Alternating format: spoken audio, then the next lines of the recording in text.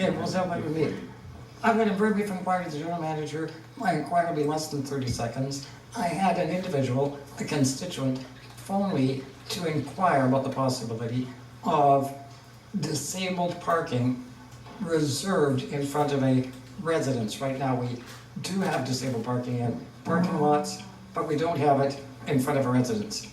My very brief request is, at the general manager's convenience, a note back as to whether or not in the future we could allow that in front of individual residences. That's my inquiry, Councillor Price. I believe you have an inquiry.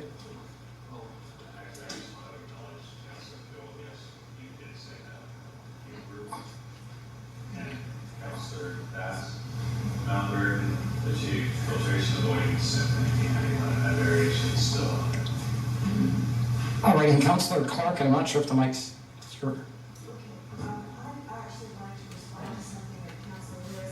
Oh, can the city clerk turn your mic on?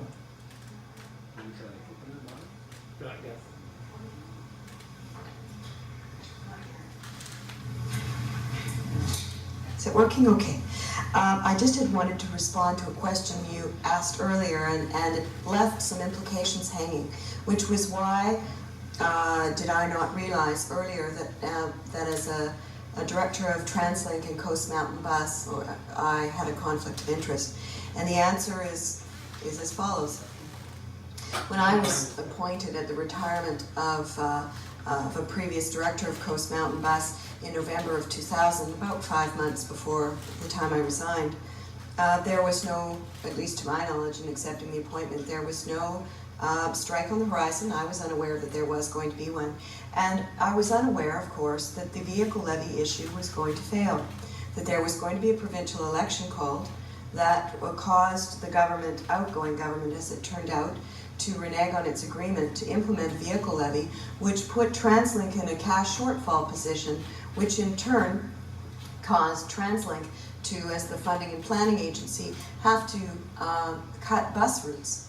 And so it was not until we received our packages, and I was reading my package a number of days before the strike, that it became apparent that I was going to be, as a TransLink board director, being asked to vote for cuts, which had not been anticipated earlier, because it all came very quickly at the end after the failure of the vehicle levy, and that was going to trigger layoff notices, which it would impact on the collective agreement.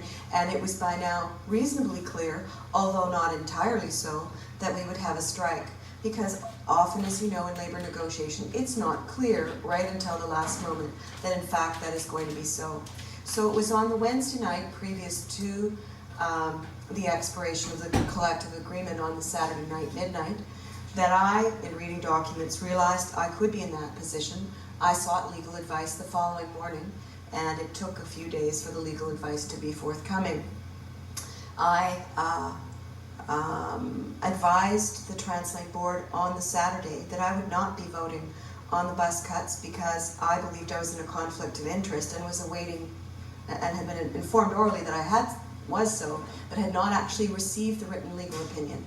And it was later that weekend that I did so, and at Monday morning at 9 a.m. I resigned. Thank you. Move adjourned.